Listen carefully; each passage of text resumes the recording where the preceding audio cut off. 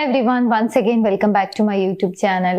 ഇന്നത്തെ വീഡിയോയിലൂടെ നിങ്ങളുമായി ഷെയർ ചെയ്യാൻ പോകുന്നത് റിലേഷൻഷിപ്പ് സ്ട്രോങ് ആക്കുന്നതിന് വേണ്ടിയിട്ട് എന്തെല്ലാം കാര്യങ്ങൾ നമുക്ക് ചെയ്യാൻ സാധിക്കും. അതായത് നിങ്ങൾ സ്നേഹിക്കുന്ന വ്യക്തിയുമായിട്ടുള്ള ആ ഒരു റിലേഷൻഷിപ്പ് കുറെ കൂടി ഇന്റിമേറ്റ് ആക്കുന്നതിന് വേണ്ടിയിട്ട്, അല്ലെങ്കിൽ ആ റിലേഷൻഷിപ്പിന്റെ ഡെപ്ത് കുറെ കൂടി സ്ട്രോങ് ആക്കുന്നതിന് വേണ്ടിയിട്ട് ഇനി പറയാൻ പോകുന്ന കാര്യങ്ങളൊക്കെ നിങ്ങൾക്ക് ട്രൈ ചെയ്ത് നോക്കാവുന്നതാണ്. എന്തൊക്കെയാണെന്നുള്ളത് നോക്കാം. ഒന്നാമതായി, നിങ്ങളുടെ ഭാഗത്തുനിന്നും ഏതെങ്കിലും രീതിയിലുള്ള ഒരു മിസ്റ്റേക്ക് സംഭവിച്ചു കഴിഞ്ഞാൽ, ചിലപ്പോൾ നമ്മൾ പറയുന്ന എന്തെങ്കിലും വേർഡ് ആയിരിക്കാം, അല്ലെങ്കിൽ നമ്മുടെ എന്തെങ്കിലും ഒരു പ്രവൃത്തി ആയിരിക്കാം അവർക്കത് ബുദ്ധിമുട്ടുണ്ടാക്കിയിട്ടുണ്ടായിരിക്കാം, അല്ലെങ്കിൽ അവർക്കത് വിഷമം ഉണ്ടാക്കിയിട്ടുണ്ടായിരിക്കാം. സോ അങ്ങനെ ഏതെങ്കിലും രീതിയിലുള്ള ഒരു മിസ്റ്റേക്ക് നിങ്ങളുടെ ഭാഗത്തുനിന്നും സംഭവിച്ചു എന്ന് നിങ്ങൾക്ക് തോന്നിയാൽ അതിന് അവരോട് ക്ഷമ ചോദിക്കുക എന്നുള്ളതാണ്. ജസ്റ്റ് സേ സോറി എന്നുള്ളതാണ്. ഒരു പക്ഷേ അതിൻ്റെ ഇമ്പോർട്ടൻസ് ഓപ്പോസിറ്റ് നിൽക്കുന്ന വ്യക്തിക്കായിരിക്കാം കുറെ കൂടി മനസ്സിലാക്കാൻ സാധിക്കുന്നത്. അതായത് നമ്മളേറെ ഇഷ്ടപ്പെടുന്ന ഒരു വ്യക്തി നമ്മളോട് നമുക്ക് അത്ര കംഫർട്ടബിൾ അല്ലാത്തൊരു കാര്യം നമ്മളോട് ചെയ്തു, പക്ഷെ അവരതിന് ഒരു സോറി പോലും പറയുന്നില്ല എന്നുള്ളൊരു സിറ്റുവേഷനിലൂടെ കടന്നു പോകുന്ന സമയത്ത് കുറച്ചൊരു ബുദ്ധിമുട്ട്, അല്ലെങ്കിൽ കുറെ കൂടി അതൊരു വിഷമകരമായിട്ടുള്ള ഒരു കാര്യമായിരിക്കാം.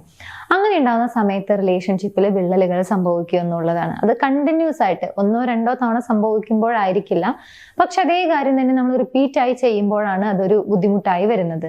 സോ നിങ്ങളുടെ ഭാഗത്തുനിന്നും ഏതെങ്കിലും രീതിയിലുള്ള ഒരു മിസ്റ്റേക്ക് സംഭവിച്ചു, അല്ലെങ്കിൽ നിങ്ങളുടെ ഏതെങ്കിലും ഒരു പ്രവൃത്തി നിങ്ങൾ ഇഷ്ടപ്പെടുന്ന വ്യക്തിയെ അല്ലെങ്കിൽ നിങ്ങളുടെ ലൈഫ് പാർട്ട്ണറെ വിഷമിപ്പിച്ചു എന്ന് നിങ്ങൾക്ക് തോന്നിയിട്ടുണ്ടെങ്കിൽ, അങ്ങനെയുള്ള ഒരു സിറ്റുവേഷനിൽ സോറി പറയുക, അവരോട് ക്ഷമ ചോദിക്കുക എന്നുള്ളതാണ് ആദ്യമായിട്ട് ഒരു റിലേഷൻഷിപ്പ് കുറെ കൂടി സ്ട്രോങ് ആക്കുന്നതിന് വേണ്ടിയിട്ട് നമുക്ക് ചെയ്യാൻ പറ്റുന്ന ഒരു കാര്യം. ഇനി രണ്ടാമത്തെ ഒരു കാര്യം, ഒരു പക്ഷേ നമ്മൾ എപ്പോഴും ഒരു ഗുഡ് മൂഡിൽ, അല്ലെങ്കിൽ എപ്പോഴും സന്തോഷിച്ചിരിക്കുക, അല്ലെങ്കിൽ എപ്പോഴും വൈബ്രന്റ് ആയി, അല്ലെങ്കിൽ വളരെയധികം എനർജറ്റിക് ആയിരിക്കുക എന്നുള്ളതൊന്നും ഒരു പക്ഷെ നമുക്ക് സംഭവിച്ചോളണം എന്നില്ല, അല്ലെങ്കിൽ നമുക്ക് എപ്പോഴും ആ ഒരു ചിൽ മൂഡിലായിരിക്കണം എന്ന് യാതൊരു നിർബന്ധവും ഇല്ല.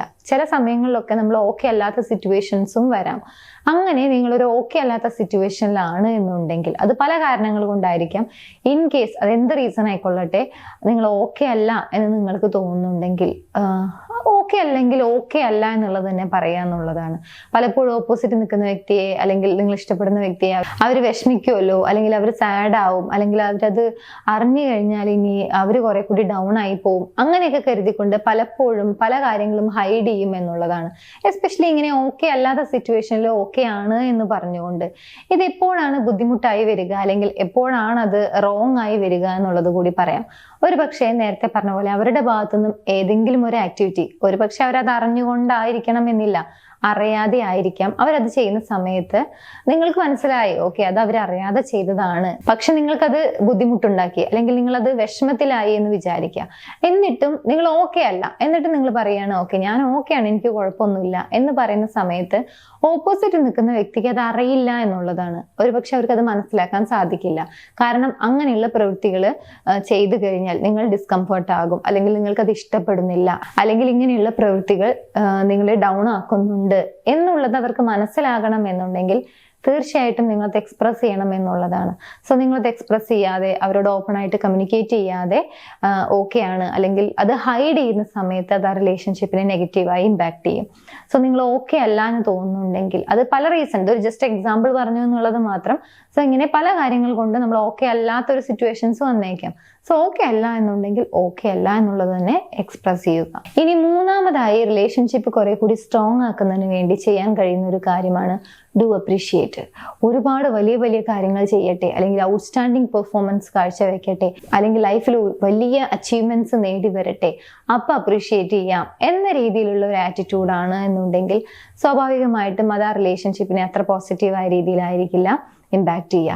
അവരുടെ ഭാഗത്തുനിന്നും ചെറിയ ചെറിയ എഫേർട്ടുകൾ കാണുന്ന സമയത്ത് അവരെടുക്കുന്ന എഫേർട്ട്, അല്ലെങ്കിൽ നിങ്ങളുടെ ഒരു സന്തോഷത്തിന് വേണ്ടി അവരുടെ ഭാഗത്തുനിന്നും ഏതെങ്കിലും രീതിയിലുള്ള ഒരു അറ്റംപ്റ്റ് അവരെടുക്കുന്നുണ്ടെങ്കിൽ, അല്ലെങ്കിൽ അവരുടെ ലൈഫിൽ ചെറിയ ചെറിയ അച്ചീവ്മെന്റ്സ് അവർ നേടുന്ന സമയത്ത് അങ്ങനെയുള്ള കാര്യങ്ങൾക്ക് കൂടി അവരെ അപ്രീഷിയേറ്റ് ചെയ്യുക എന്നുള്ളതാണ്. ഈ വേർഡ്സ് എന്ന് പറയുന്നത് വളരെ പവർഫുൾ ആയിട്ടുള്ള ഒരു കാര്യമാണ്. സോ നിങ്ങൾ അപ്രീഷിയേറ്റ് ചെയ്യുന്ന സമയത്ത് അത് ലഭിക്കുന്ന ആൾക്കാണ് അതിൻ്റെ ഒരു ഇമ്പോർട്ടൻസ്, അല്ലെങ്കിൽ അത് എത്രത്തോളം ഒരു ഗുഡ് ഫീൽ ആണ് അവർക്ക് ഉണ്ടാകുന്നത് എന്നുള്ളത് ആക്ച്വലി ബിയോണ്ട് വേർഡ്സ് ആണ്. അത് നമുക്ക് വാക്കുകളിലൂടെ മനസ്സിലാക്കാൻ കഴിയുന്നതിനേക്കാൾ അപ്പുറമാണ് എന്നുള്ളതാണ്. സോ അപ്രീസിയേഷൻ എന്ന് പറയുന്നത് എല്ലാവരും ഇഷ്ടപ്പെടുന്ന ഒരു കാര്യമാണ്. സോ നിങ്ങൾ ഇഷ്ടപ്പെടുന്ന വ്യക്തിയെ, അല്ലെങ്കിൽ നിങ്ങളുടെ ലൈഫ് പാർട്ട്ണറെ അപ്രീഷിയേറ്റ് ചെയ്യണമെന്ന് തോന്നുന്ന സന്ദർഭങ്ങളിലൊക്കെ അപ്രീഷിയേറ്റ് ചെയ്യുക. ഇനി നാലാമതായി, റിലേഷൻഷിപ്പ് സ്ട്രോങ് ആക്കണമെന്ന് നിങ്ങൾ ആഗ്രഹിക്കുന്നുണ്ടെങ്കിൽ ഒഴിവാക്കേണ്ട ഒരു കാര്യമാണ്, നിങ്ങളുടെ ലൈഫിൽ ഓൾറെഡി സംഭവിച്ചിട്ടുള്ള അല്ലെങ്കിൽ നിങ്ങൾ ഓൾറെഡി സോൾവ് ആക്കിയിട്ടുള്ള പല കാര്യങ്ങളും ഉണ്ടായിരിക്കും. അങ്ങനെയുള്ള കാര്യങ്ങളൊക്കെ വീണ്ടും വീണ്ടും പിക്കപ്പ് ചെയ്തുകൊണ്ട് അതിനെക്കുറിച്ച് തന്നെ സംസാരിക്കുന്ന ഒരു സ്വഭാവം. അതായത് ചിലപ്പോൾ ഒന്ന് അവരുടെ മുമ്പിൽ സംസാരിച്ച് വിജയിക്കുക, അല്ലെങ്കിൽ അവരെന്തെങ്കിലും ഒരു പോയിന്റ് പറയുന്ന സമയത്ത് ഓക്കെ അതിൽ എനിക്ക് എങ്ങനെയെങ്കിലും വിജയിച്ചാൽ മതി എന്നൊക്കെ ഉള്ള ഒരു ആറ്റിറ്റ്യൂഡിലായിരിക്കാം പലപ്പോഴും നമ്മൾ സോൾവ് ചെയ്ത് അടച്ചു വെച്ച പല ചാപ്റ്ററും വീണ്ടും വീണ്ടും എടുത്തു വരുന്നത്.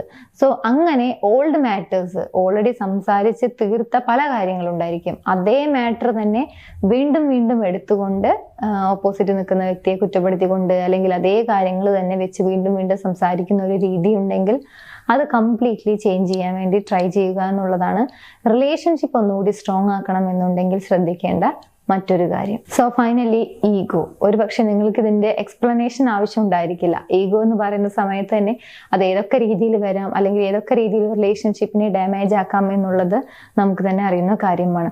സോ ഈഗോ എന്ന് പറയുന്ന ഒരു കാര്യം റിലേഷൻഷിപ്പിൽ വരുന്നുണ്ടോ എന്നുള്ളത് ശ്രദ്ധിക്കുക. ഇല്ല എന്നുണ്ടെങ്കിൽ ഓക്കെ ഫൈൻ, നല്ലതായിരിക്കാം. ഇൻ കേസ് റിലേഷൻഷിപ്പിൽ എപ്പോഴും ഈഗോ ആണ് വരുന്നത്, അല്ലെങ്കിൽ എപ്പോഴും ഈഗോ എന്ന് പറയുന്ന ഒരു കാര്യമാണ് മുന്നിട്ട് നിൽക്കുന്നത് എന്നുണ്ടെങ്കിൽ അത് റിലേഷൻഷിപ്പിനെ പല രീതിയിൽ നെഗറ്റീവായി ഇമ്പാക്ട് ചെയ്യും എന്നുള്ളത് മനസ്സിലാക്കാവുന്നതാണ്. സോ ഈഗോ എന്ന് പറയുന്നുണ്ട് എങ്കിൽ അത് ചേഞ്ച് ചെയ്യുക എന്നുള്ളതാണ്. മാത്രമല്ല അൺകണ്ടീഷണൽ ആയിട്ട് സ്നേഹിക്കാൻ വേണ്ടി ട്രൈ ചെയ്യുക. സോ ഇത്രയും കാര്യങ്ങൾ നമ്മുടെ ലൈഫിൽ നമുക്കൊന്ന് ഇംപ്ലിമെന്റ് ചെയ്യാൻ സാധിക്കുകയാണെങ്കിൽ തീർച്ചയായിട്ടും നമ്മൾ ഏറ്റവും ഇഷ്ടപ്പെടുന്ന വ്യക്തിയുമായിട്ടുള്ള റിലേഷൻഷിപ്പ് വളരെ സ്ട്രോങ് ആയി നമുക്ക് മുന്നോട്ട് കൊണ്ടുപോകാൻ സാധിക്കും. അവരുമായിട്ടുള്ള ആ ഒരു ഇന്റിമസി ഇൻക്രീസ് ചെയ്യാനാണെങ്കിലും അവരുമായിട്ടുള്ള ആ ഒരു സ്നേഹബന്ധം കുറെ കൂടി സ്ട്രെങ്തൻ ചെയ്യുന്നതിന് വേണ്ടിയിട്ടും ഈ പറഞ്ഞ കാര്യങ്ങളൊക്കെ നമ്മളെ ഹെൽപ്പ് ചെയ്യുന്നതാണ്. ഈ വീഡിയോ നിങ്ങൾക്ക് യൂസ്ഫുൾ ആണെന്ന് വിചാരിക്കുന്നത്. യൂസ്ഫുൾ ആണെങ്കിൽ മറ്റുള്ള ആളുകളിലേക്ക് ഷെയർ ചെയ്യാൻ മറക്കരുത്. നിങ്ങളുടെ റിലേഷൻഷിപ്പിൽ നിങ്ങൾ ഏതെങ്കിലും രീതിയിലുള്ള ഇഷ്യൂസ് ഫേസ് ചെയ്യുന്നുണ്ടെങ്കിൽ അതിനൊരു പ്രോപ്പർ സൊല്യൂഷൻ വേണം, ഗൈഡൻസ് വേണം, ആ റിലേഷൻഷിപ്പ് ഇഷ്യൂ സോൾവ് ചെയ്യണം എന്നൊക്കെ ആഗ്രഹമുണ്ടെങ്കിൽ സപ്പോർട്ടിന് വേണ്ടി മുകളിൽ കാണുന്ന നമ്പറിലേക്ക് കോൺടാക്ട് ചെയ്യാവുന്നതാണ്. ഞങ്ങളുടെ ടീം നിങ്ങളെ ഹെൽപ്പ് ചെയ്യുന്നതാണ്. എനിവേസ്, നമുക്ക് മറ്റൊരു വീഡിയോയിൽ കാണാം. താങ്ക്